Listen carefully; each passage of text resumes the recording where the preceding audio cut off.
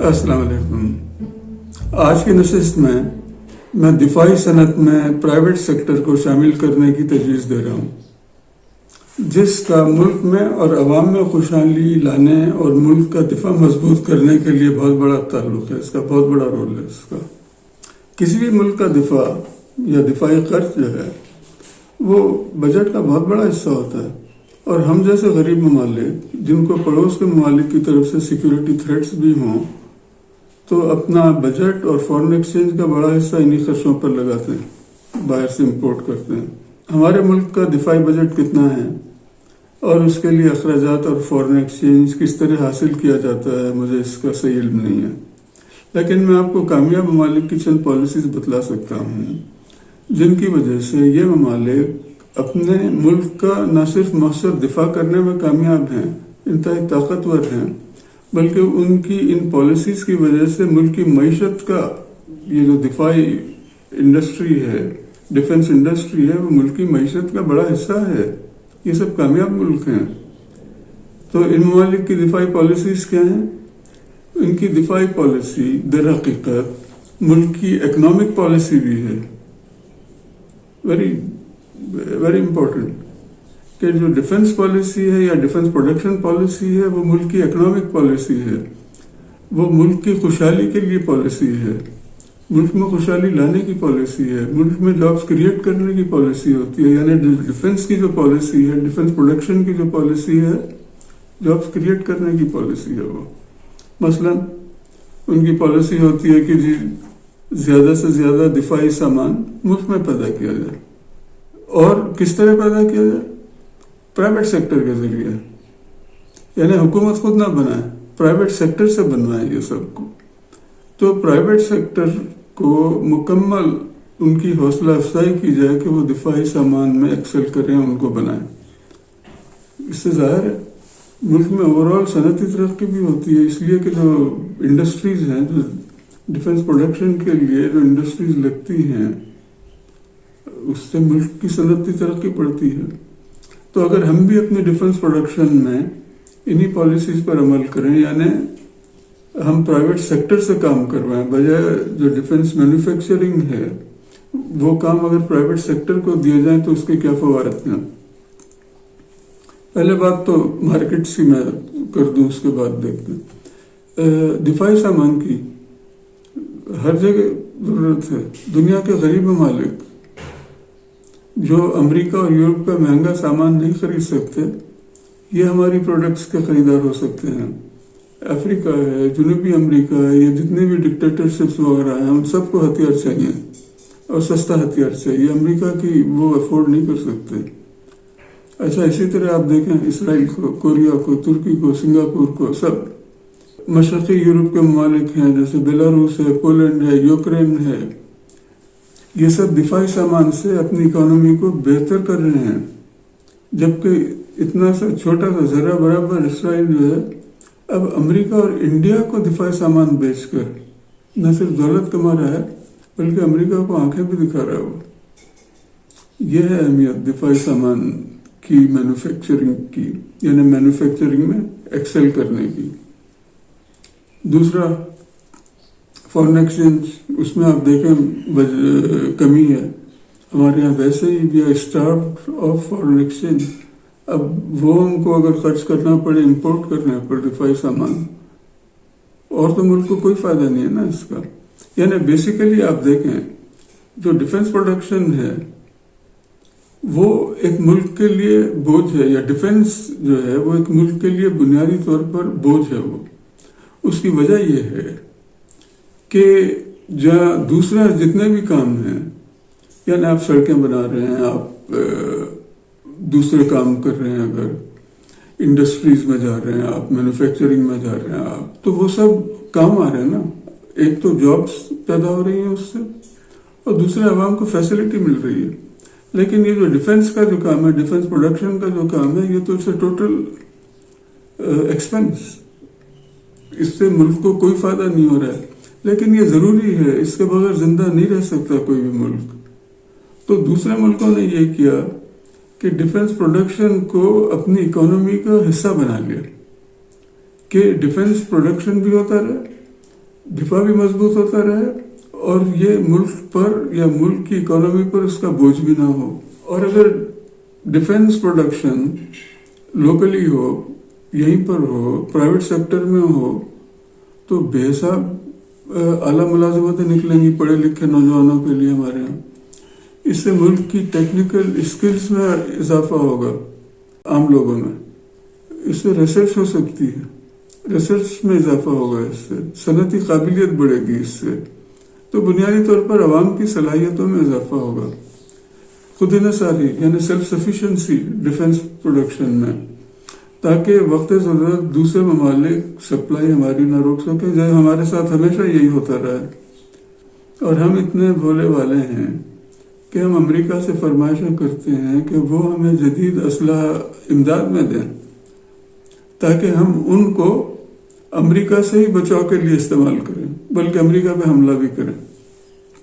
اچھا، اس سلسلے کی ایک بہترین مثال آپ دیکھیں، ایران. پابندیاں تھیں ان پر دفاعی سامان ایران کو ایکسپورٹ کرنے میں، تو وہ خود مینوفیکچرنگ میں آ گئے دفاعی سامان کی. کتنے آگے بڑھ گئے وہ آپ دیکھیں ڈیفنس مینوفیکچرنگ میں. اور ان کا ملک دفاعی طور پر کتنا مضبوط ہو گیا. یعنی مڈل ایسٹ میں آپ دیکھیں وہ تمام چیلنج کر رہے ہیں وہ سب کو، جبکہ جو دوسرے ممالک ہیں ان کے کمپیٹیٹرز ہیں وہ تو امریکہ سے امپورٹ کر رہے ہیں.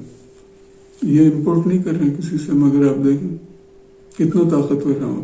تو اسی طرح آپ دیکھیں یورپین ممالک ہیں، چھوٹے چھوٹے ذرا سے ممالک ہیں، بیلجیم ہے، نیدرلینڈز ہے، سویڈن ہے، وغیرہ وغیرہ، لیکن دفاعی صنعت کی وجہ سے کتنے طاقتور ہیں وہ، کتنے دولت مند ہیں وہ. تو ان کی پالیسی کا بنیادی فریم ورک کیا ہے؟ یہ کہ ملک کے دفاع میں ملک کے عوام اور ان کا پرائیویٹ سیکٹر کو شامل رکھا جائے. اس طرح پرائیویٹ سیکٹر ایکسپورٹ کر کے خوشحال ہوتا ہے. آپ دیکھیں امریکہ میں جو جدید لڑاکا طیارے ہیں، ٹینکس ہیں، جنگی جہاز ہیں، ڈرونز ہیں، کمیونیکیشنز کا سامان ہے، سب کا سب پرائیویٹ سیکٹر میں بنتا ہے. میں سمجھتا ہوں کہ صرف بامز ہیں یا میزائلز ہیں یا نیوکلیئر بامز ہیں، سوائے ان کے علاوہ جو حکومت بناتی ہے، یہ چیزیں پرائیویٹ سیکٹر میں نہیں ہیں. اس کی وجہ یہ ہے کہ ظاہر ہے یہ چیزیں پرائیویٹ سیکٹر بامز وغیرہ نہ بنانے لگ جائیں، اس لیے شاید حکومت نے اپنے یہاں رکھا ہو. اچھا، اسی طرح اس کا الٹ، یعنی پرائیویٹ سیکٹر کس طرح ملک کے دفاع میں انتہائی اہم رول ادا کرتا ہے. جو پرائیویٹ سیکٹر ہے وہ آپ دیکھیں کس طرح ملک کے دفاع میں شامل ہوتا ہے. جیسے آپ دیکھیں مائکروسافٹ ہے، گوگل ہے، اور اس قسم کے کئی ادارے ہیں جو پرائیویٹ سیکٹر میں ہیں، لیکن امریکہ کے دفاع میں اور امریکہ کی دنیا پر حکومت قائم کرنے میں ان کا کلیدی کردار ہے. یہ مرکزی رول ادا کر رہے ہیں آج کل امریکہ کا دنیا پہ تسلط رکھنے کے لیے اور امریکن اکانومی کو سپورٹ کرنے کے لیے. اچھا، میں آپ کی توجہ ایک پوائنٹ کی طرف دلانا چاہتا ہوں، وہ یہ کہ دیکھیں برٹش ایسٹ انڈیا کمپنی جو تھی وہ ایک پرائیویٹ کمپنی تھی. اس نے دنیا کو فتح کر کے برٹش گورنمنٹ کے حوالے کیا. تو برٹش امپائر جو بنی، کس نے بنائی؟ وہ کون بنایا؟ وہ برٹش ایسٹ انڈیا کمپنی نے. امریکہ وہی حال ہے. دفاعی طاقت امریکہ کی کس میں ہے؟ اس کے لڑاکا طیاروں میں ہے، اس کے ایٹم بمز میں ہے، اس کی میزائل سسٹمز میں ہے. کون کر رہا ہے یہ سب؟ یہ سب پرائیویٹ سیکٹر کر رہا ہے. اور یہ ڈیفنس کنٹریکٹرز ہیں جن کی وجہ سے امریکہ کی پوری دنیا پر حکومت ہے. اگر یہ سب نکال دیں ان کو، مثلا بوئنگ کو اور دوسری جو کمپنیز ہیں، میزائل بنانے والی کمپنیز ہیں، ان کو ہم نکال دیں تو امریکہ کی طاقت کیا ہے؟ زیرو ہے. اور یہی حال چین کا. چین نے بھی بالکل اسی ماڈل کو اپنایا ہوا ہے. اور ہمارا پرائیویٹ سیکٹر وہ کیا کر رہا ہے؟ وہ آلو کے چپس بنا رہا ہے، وہ صابن بنا رہا ہے، وہ شیمپو بنا رہا ہے، وہ چینی کی فیکٹریز بنا رہا ہے، وہ شوگر ملز بنا رہا ہے، وہ شوگر کے مافیا بنا رہا ہے. وہ بھائی صابن اور شیمپو یہ تو ہوم انڈسٹریز ہیں. گھر میں لوگ بناتے تھے، آج نہیں، آج سے 100 سال پہلے بھی گھروں میں بناتے تھے لوگ. یہ اس کے لیے یہاں بڑی بڑی انڈسٹریز بنی ہوئی ہیں جو ٹی وی پہ دن رات اشتہارات چلتے رہتے صابن کے. سنتے ذرا ہمارے یہاں کیا ہو رہا ہے. میں کوئی شکایت نہیں کر رہا ہوں، صرف حالات بتلا رہا ہوں. ہماری افواج پاکستان جتنا بھی ہو سکے اپنا دفاعی سامان خود بناتے ہیں. ان کے اپنے کارخانے ہیں، ان کے اپنے ڈیفنس پروڈکشن کے کمپلیکسز ہیں، اور پرائیویٹ سیکٹر کا دفاعی سامان کی پروڈکشن میں، پیداوار میں، صنعت میں کوئی حصہ نہیں ہے، زیرو ہے. قبل ازیں یعنی کافی عرصہ پہلے پی آئی اے اور کراچی شپ یارڈ میں تھوڑا بہت کام ہوتا تھا، لیکن میرے خیال میں وہ سب بند کر چکا ہے، ختم کر دیا گیا. اور ساتھ میں یہ بھی کہ افواج پاکستان کے علاوہ باقی ملک اور اس کے تمام عوام ملک کے دفاع سے بالکل لا تعلق ہیں، کیونکہ ڈیفنس پروڈکشن نہیں ہے. وہ سب ہماری آرمی یا ہماری افواج پاکستان کے گیرزنس جو ہیں وہاں پہ ہوتا ہے وہ سب کام. تو عوام کا کوئی تعلق نہیں ہے ڈیفنس سے، نہ عوام پر ڈیفنس کی کوئی ذمہ داری، جس کی وجہ سے ہمارے یہاں پر ملک سے وفاداری اور محبت کے احساس کی بھی شدید کمی ہے. صرف سال کے چند دنوں میں جیسے 23 مارچ سے یا 14 اگست جھنڈے اور گانے وانے ترانے وغیرہ گا کر خوش ہو لیتے، لیکن اس کے علاوہ ملک کے ڈیفنس سے عام آدمی کا کوئی تعلق نہیں ہے، لا تعلق ہے بالکل. جبکہ مغربی ممالک میں بالکل ڈفرینٹ ہے. وہاں کے عوام اور صنعتیں کیونکہ دفاعی پیداوار سے منسلک ہیں تو ان میں ملک کی خدمت کا جذبہ ہوتا ہے. جب وہ ایک موسٹ ایڈوانس ایئر کرافٹ بنا رہے ہیں تو ان میں جذبہ ہوتا ہے کہ یہ امریکہ کے کام آئے گا، اس لیے دے آر ڈیڈیکیٹڈ. تو امریکہ جب جنگیں لڑتا ہے یا حملے کرتا ہے تو اسے اسلحہ، جدید اسلحہ کون فراہم کرتا ہے؟ ان کا پرائیویٹ سیکٹر. یہی بوئنگ ہے، یہی اور دوسرے نارتھراپ کمپنی ہے، یہی مائکروسافٹ ہے، یہی گوگل وغیرہ ہے. یہ پرووائڈ کرتے ہیں پوری سپورٹ امریکن حکومت کو. ہمارا پرائیویٹ سیکٹر ہماری افواج پاکستان کو کس طرح مدد کرتا ہے؟ وہ ان کو چپس دیں گے، پوٹیٹو چپس دیں گے، صابن دیں گے نہانے کے لیے، شیمپو دیں گے وہ ان کو کہ یہ لو نہاؤ اس سے، بال صاف کرو اس سے. یہ ہمارے پرائیویٹ سیکٹر کا رول. تو ان کے ہاں تو پورا پرائیویٹ سیکٹر یعنی حکومت اور پرائیویٹ سیکٹر یعنی پوری کمپنیز، ان کے امپلائیز، یہ سب مل کر ملک کا دفاع کر رہے ہیں. یہ سب مل کر امریکہ کی بالادستی قائم رکھ رہے ہیں دنیا پر. ہم صرف ہماری افواج پاکستان ہے وہ لڑ رہی ہیں جو بھی کر رہی ہیں وہ، اور یہ چپس اور صابن اور شیمپو بنانے والے یہ. اچھا دیکھیں آپ، ہمارے ملک میں معاشی ترقی کے تمام راستے بند کیے ہوئے ہیں، کھلتے ہی نہیں وہ.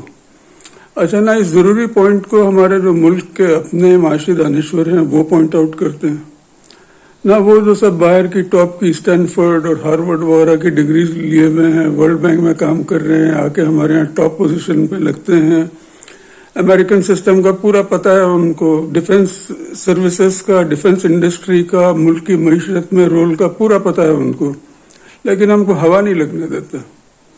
نہ وہ جو پاکستان کی ڈیفنس اسٹیبلشمنٹ پر ریسرچ کر کے بڑی بڑی کتابیں لکھتے ہیں ہمارے ڈیفنس یا آرمی کے خلاف، یعنی تمام ترقی کے راستے بند کیے ہوئے.